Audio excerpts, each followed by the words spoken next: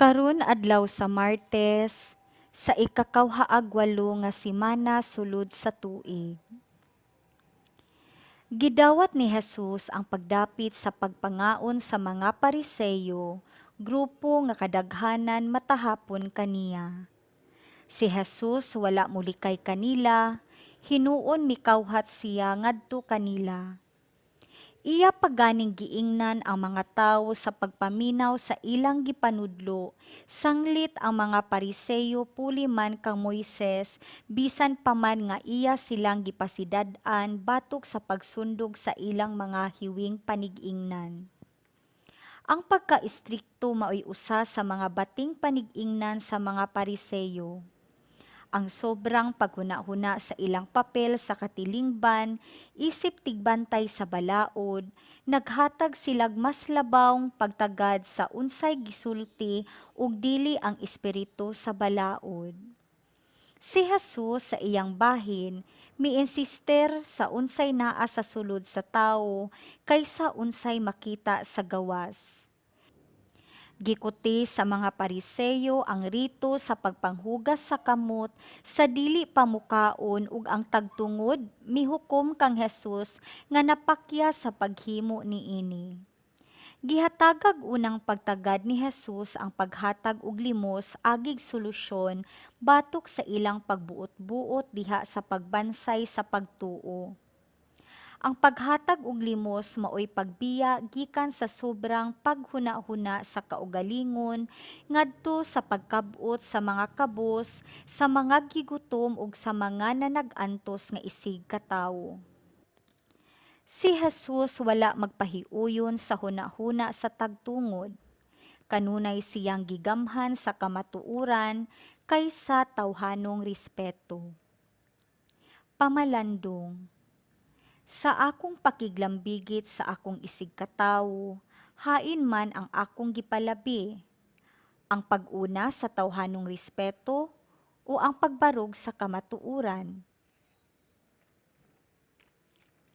Pagbasa gikan sa sulat ni San Pablo ngadto sa taga-Galacia.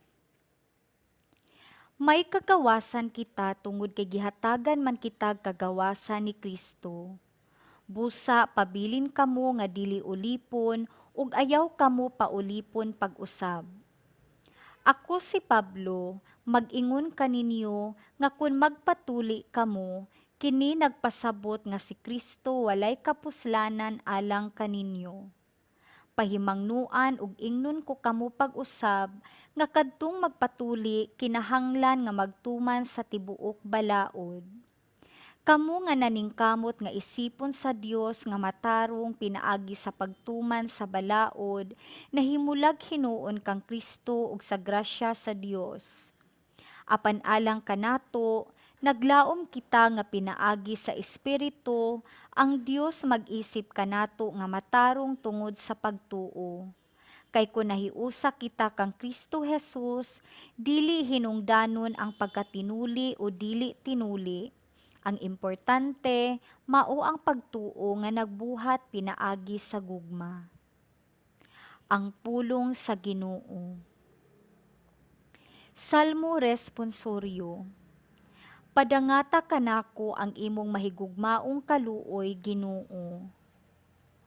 O Ginoo, padangata kanako ang imong kaluoy, ang imong kaluwasan sumala sa imong gisaad. Padangata kanako ang imong mahigugmaong kaluoy, Ginoo. Ayaw pagkuhaa ang pulong sa kamatuuran gikan sa akong baba kaysa imong mga sugo anaa ang akong kalauman. Padangata kanako ang imong mahigugmaong kaluoy, Ginoo. Ug bantayan ko ang imong balaod sa kanunay hangtod sa kahangturan. Padangata kanako ang imong mahigugmaong kaluoy, Ginoo. Ug maglakaw ako diha sa kagawasan tungod kay nangita ako sa imong kasuguan. Padangata kanako ang imong mahigugmaong kaluoy, Ginoo. Ug maglipay ako diha sa imong mga sugo nga akong gihigugma. Padangata kanako ang imong mahigugmaong kaluoy, Ginoo. Ug ibayaw ko ang akong mga kamot ngadto sa imong kasuguan ug palandungon ko ang imong mga gimbutan. Padangata kanako ang imong mahigugmaong kaluoy, Ginoo. Pagbasa gikan sa Santos nga Ebanghelyo sumala ni San Lucas. Niadtong panahona, sa nahuman na si Jesus og sulti, may usa ka Pariseyo nga midapit kaniya sa pagpangaon. Busa miadto siya og nakigsalo kaniya. Natingala ang Pariseyo sa pagkamatikod niya nga wala manghunaw si Jesus sa wala pa mukaon.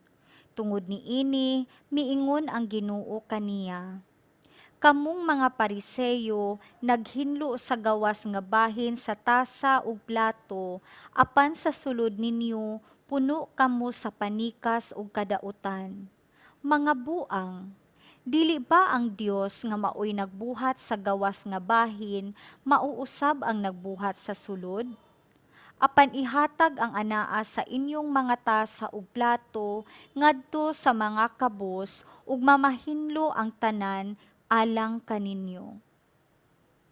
Ang Ebanghelyo sa Ginoo.